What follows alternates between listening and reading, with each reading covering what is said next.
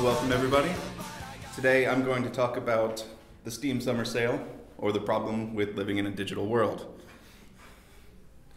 As you all know, I'm Thom, and as some of you know, I'm Shadow X Angel, because apparently I still pick out avatar names like I'm in the 7th grade. And as you can see up there, this year I will be getting my 10-year chip as a member/addict of the PC gaming community known as Steam. And as a community, there's no event that generates more excitement than the 2 weeks each season known as the Steam Sale. Truly a glorious event for gamers.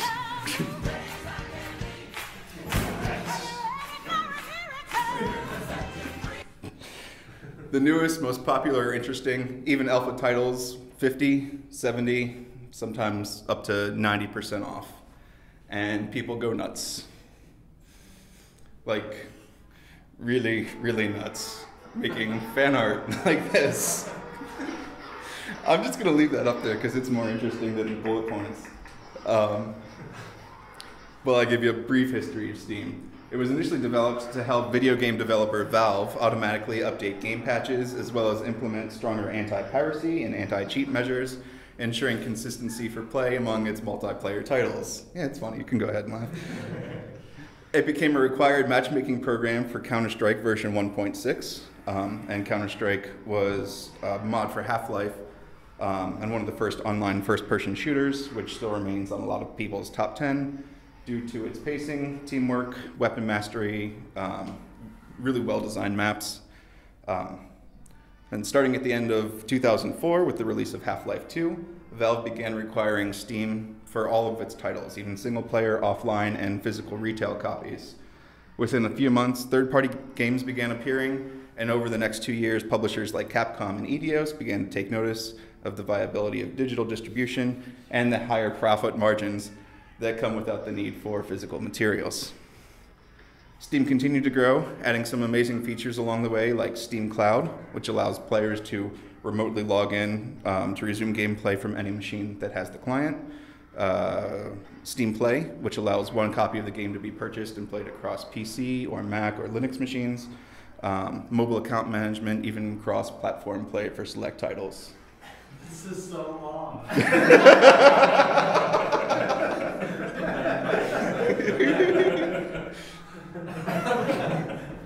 It's almost over. We can finish watching it. I don't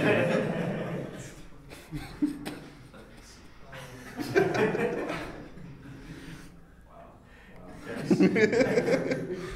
Skip to now. Steam not only operates as a digital goods storefront, but also a software management system, DRM and version manager, user-made item marketplace, indie distribution platform, social media platform, a developer API, an operating system, and yes, still acts as a server matchmaker and security service, though you can see they haven't really updated the design ever.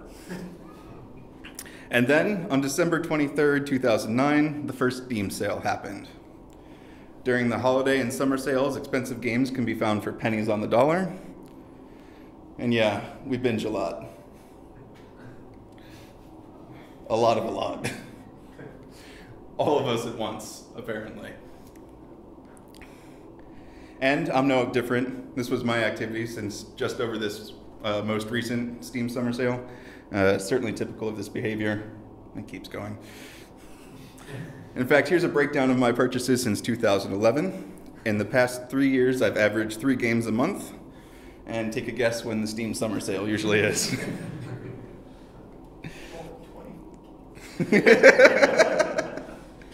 So what's the problem? Games can be found as low as $1, many 60-hour AAA titles under $5. Well, no one's playing. I saw this infographic on an article on Kotaku entitled "We're Buying More PC Games Than We Can Play," in which the author, Ethan Levy, surveyed 1,400 gamers to find that for many, building a collection has overtaken playing as my hobby. He goes on to say, "It's okay, I tell myself, when I buy Papa and Yo along with 6 other indie games for under $5 each, it's because I want to show my support, fully knowing I will have no time to play these games for months. With each newly acquired Humble Bundle, I remind myself that I'm not doing this just for the games, but to support charity at the same time as the developer. As I impulse buy another AAA title that dropped below the $5 mark, I intone the price is just too good to pass up. But it's not just video games. It's a larger problem.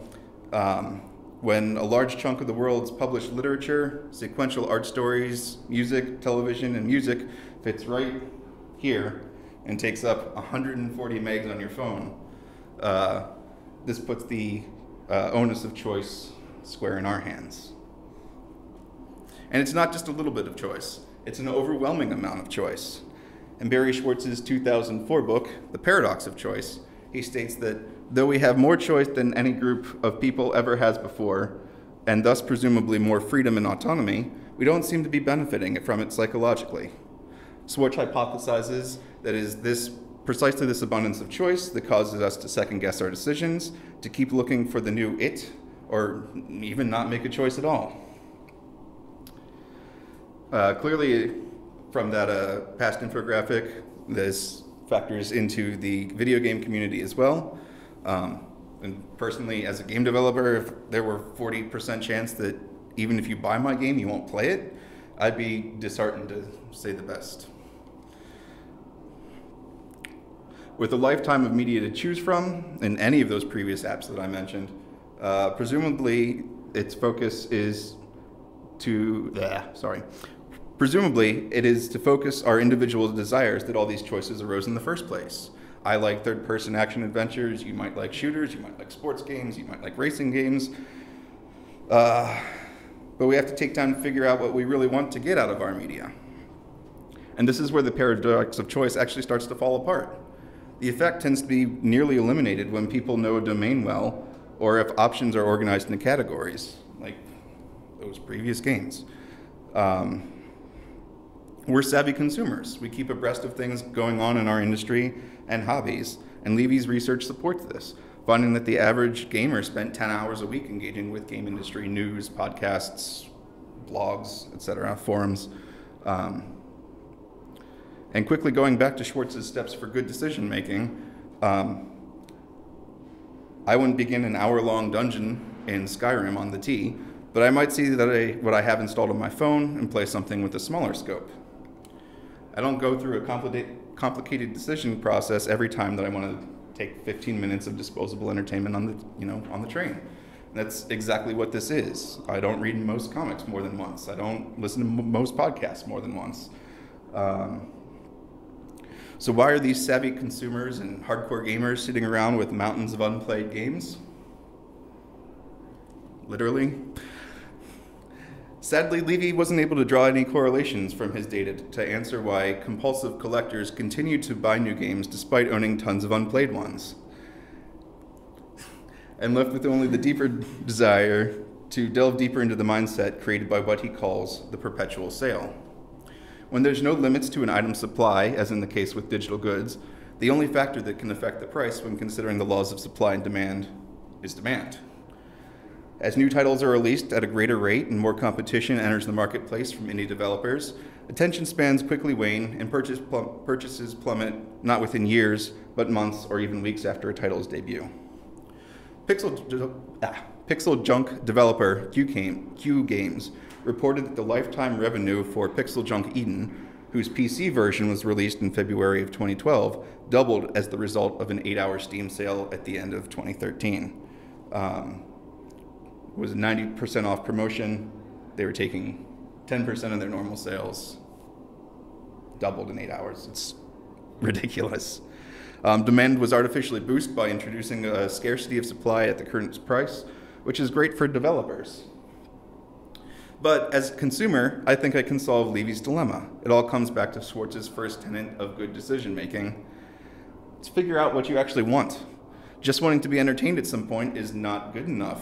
It's within the multitude of games and genres.